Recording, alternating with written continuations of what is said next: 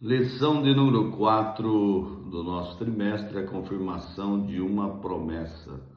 A data que vai ser ministrada essa aula será dia 26/4/2026. Amanhã nós vamos ter esta ministração. Texto-áudio: estabelecerei o meu concerto entre mim e ti e a tua semente depois de ti em suas gerações, por concerto perpétuo, para te ser a ti por Deus e a tua semente depois de ti, que está em Gênesis capítulo de número 17 e versículo de número 7.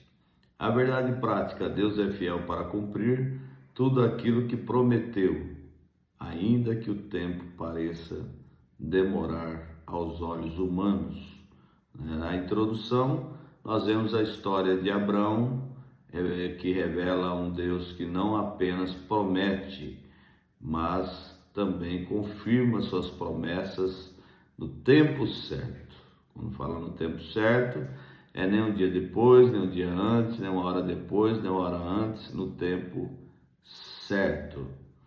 E em Gênesis 17 vemos também a confirmação, o reafirmar o concerto feito anteriormente, agora de forma mais profunda, trazendo mudança de identidade, isso é, mudando o nome de Abrão para Abraão, agora de forma mais profunda, né?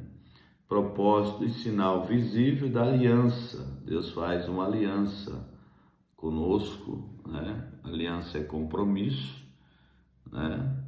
E Deus não trabalha apenas com palavras soltas, mas com alianças eternas. É muito importante um Deus de palavra, né? Um Deus que fala e cumpre as suas promessas. Deus não trabalha apenas com palavras soltas, mas com alianças eternas, e toda promessa divina está conectada ao caráter fiel do próprio Deus. Então Deus é fiel, Deus ele cumpre as suas palavras, né? Não é o homem para que minta, e nem o filho do homem para que se arrependa, diria ele, e não cumpriria? Interrogação. Então, o novo nome de Abrão. Abrão significa pai exaltado, e agora recebe o nome de Abraão, que significa pai de muitas nações. Então, só de nações árabes aí tem 22 nações, e alguns reconhecem como 23 nações. E pai também dos judeus, né? Então, esses dois povos, eles têm Abraão como pai. E nós temos Abraão como nosso pai da fé, né? Foi ele que iniciou essa caminhada de ir sem ver, crer sem ter nada para palpar. Então, ele é considerado como nosso pai da fé, né? Então, antes mesmo de ver o cumprimento, Deus já declara quem ele será para Abraão, né? Então, isso revela um Deus que não apenas abençoa, mas transforma identidade para cumprir propósito. O novo nome de Sarai, Sarai passa a ser chamada de Sara, que significa princesa. Isso mostra que Deus também reposiciona a mulher da promessa, tirando-a de uma identidade limitada para um chamado real dentro do plano divino. Deus muda nomes porque Ele muda destinos, isso é verdade. Deus muda destinos, situações, né? Pessoas estão indo para o inferno, Jesus salva, purifica e a pessoa começa a ir para o céu. Então Deus muda destinos, né? Quantos destinos foram mudados ao longo da história? E número 3 do ponto 1, né? O pai da fé riu diante das promessas, ou da promessa, né? Abraão, ao ouvir que teria um filho em idade avançada, riu. Gênesis 17, versículo 17. Óbvio que o que Deus fala ele cumpre, né? Mas às vezes tem coisas que são engraçadas, como nesse caso aqui, né? Abraão já tinha muita idade para ser pai, né? Quando Isaac nasceu, Abraão tinha 100 anos, imagine, uma pessoa de 100 anos ser pai. Então, foi algo realmente que ele achou graça, mas Deus cumpre as suas promessas, mesmo quando ao homem parece impossível, né? Parece até engraçado, mas Deus cumpre a sua palavra, porque Ele é um Deus que realmente cumpre aquilo que Ele fala. Então, se foi Deus que falou e alguma promessa na sua vida não se cumpriu, fique tranquilo, vai se cumprir, porque Deus, Ele cumpre a sua palavra. Então, esse riso não era de incredulidade total de Abraão, mas de espanto diante da grandeza do que Deus estava prometendo, né? Não foi exatamente de incredulidade, porque ele creu sem ver, mas assim de espanto, né? Pela situação que ele estava naquele momento, né? Mesmo os homens de fé podem ter momentos de dúvida, isso é normal, né? Mas Deus não abandona as suas promessas por causa das limitações humanas, né? Nós temos as nossas falhas, somos seres humanos, mas Deus, Ele permanece fiel, mesmo assim, mesmo com essas situações, Deus permanece fiel.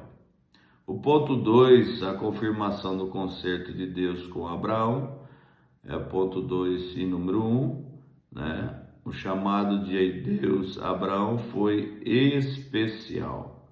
Abraão foi escolhido para ser canal de bênção para todas as famílias da terra.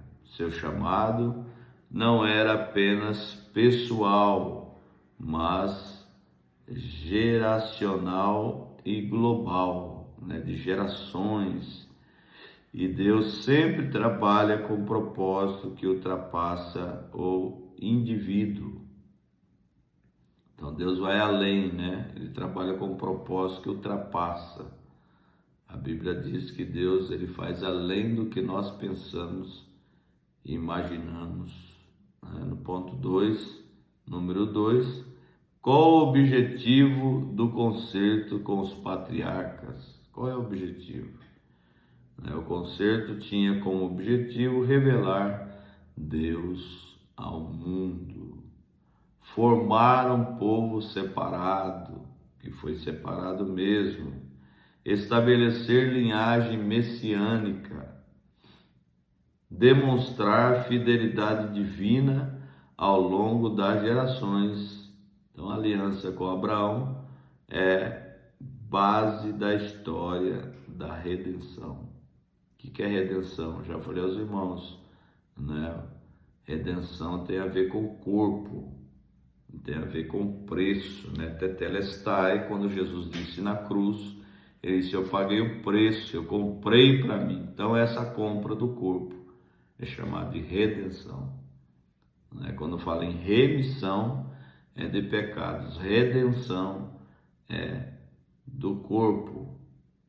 Então, ponto 2, número 3, o concerto e as promessas. Deus não apenas promete, Ele firma um concerto. Promessa fala de futuro, concerto fala de compromisso. Quando Deus faz aliança, Ele mesmo se responsabiliza pelo cumprimento. Isso é muito importante. Então, ponto 3, o pacto perpétuo da circuncisão. Ponto 3, número 1, todo macho será circuncidado. A circuncisão era o sinal físico da aliança entre Deus e Abraão. Ela representa a separação, né? santidade e pertencimento. Não era apenas um ritual, mas uma marca espiritual visível. Isso é muito importante, né? É um pacto, não era apenas um ritual, mas uma marca espiritual visível, né?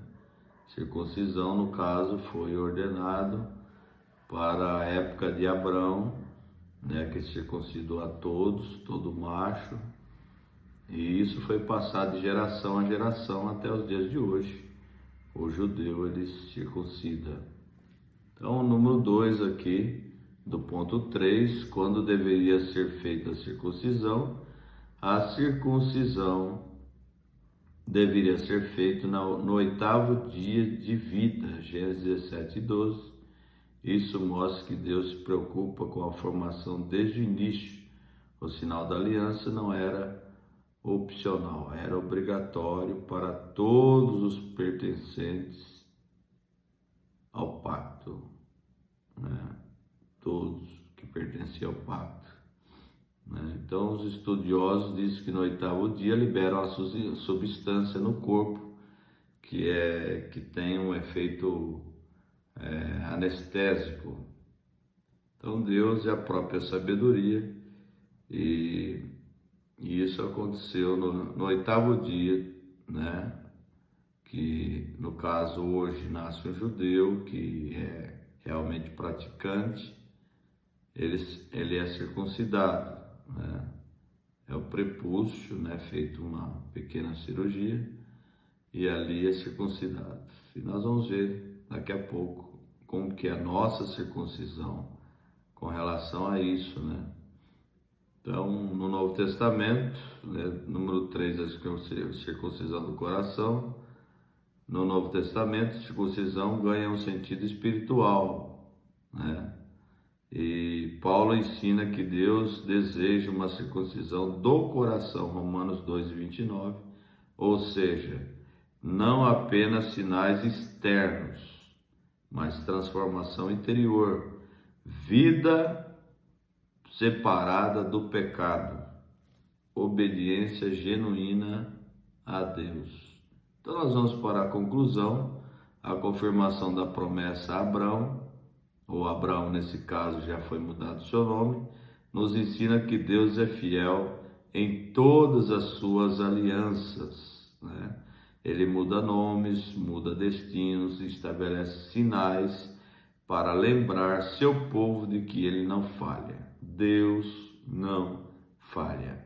Assim como Abraão, somos chamados a viver pela fé, confiando que aquilo que Deus prometeu, Ele também cumprirá no tempo certo. Que tempo certo é esse?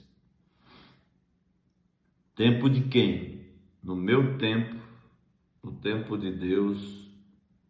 Que tempo é esse? Nós já falamos aqui que existem 3 tipos de tempos no grego. Existe o Cronos, que é o tempo cronológico, que nós nos orientamos, né, nos norteamos para acordar, para ir para a escola ou para a universidade, para ir ao trabalho, para almoçar, para jantar, para iniciar o culto, para terminar o culto, enfim.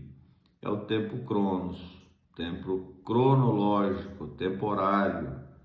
Mas existe o segundo tempo que os gregos chamam de Kairos. O que é Kairos? Kairos é o tempo oportuno de Deus.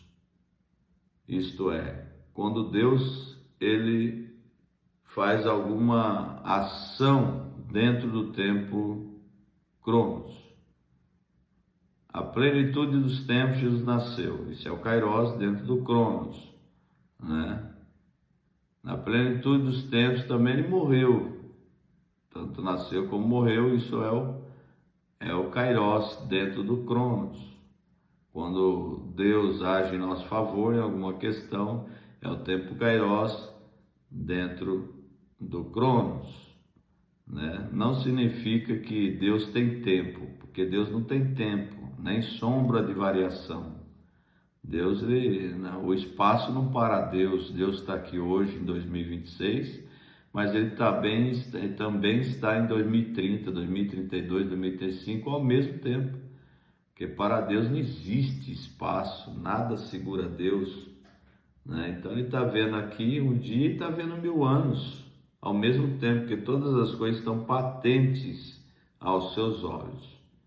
E por final, o tempo Aion, que esse nós não conhecemos, que é o tempo eterno, porque tudo que nós conhecemos tem começo, meio e fim, né? Até objetos, né? Fungíveis e infungíveis, né? Móvel e imóvel, mas existe um tempo chamado de Aion, que é o tempo eterno, que nós somos eternos, porém fisicamente falando, nós vamos ter um fim, né? Vem a morte, ceifa, né? O corpo é plantado na terra, mas esse tempo Aion, né? Ele existe em nós, porque quando eu falo eu, esse eu vem de dentro, né? Não tem a ver com o exterior, tem a ver com o interior, e esse sou eu de verdade, que você não conhece, que minha esposa não conhece 100%, só Deus conhece. Então esse tempo Aion é o tempo eterno. Então o tempo de Deus que a gente fala em teologia é o Kairos, porém para Deus não existe tempo e nem sombra de variação. Mas aquilo que Deus prometeu, Ele também cumprirá no tempo certo, isso é, no tempo Kairos, e não no tempo certo do Cronos, porque as coisas espirituais são diferentes das materiais, né? Nós não entendemos muitas coisas, talvez todas, né? Porque Deus age de uma forma diferente da nossa. Assim como existe a distância entre o céu e a terra, a Bíblia diz que existe também esta distância entre os pensamentos de Deus e os nossos, né? Então, essas questões, os caminhos de Deus também, né? O caminho de Deus é distante do nosso, igual a distância da terra e o céu. Então, no tempo certo de Deus, isso é, no tempo Kairos, porque Deus está no domínio, no controle de todas as coisas. Às vezes nós queremos rápido, mas Deus quer que espere. Às vezes nós queremos sim e Deus está dizendo não. Às vezes nós achamos que não é e Deus está dizendo sim. Esse tempo é o tempo certo, porque não é o nosso tempo, é o tempo de Deus. Que Deus abençoe vocês, que tenham uma ótima aula em nome de Jesus. Um grande abraço.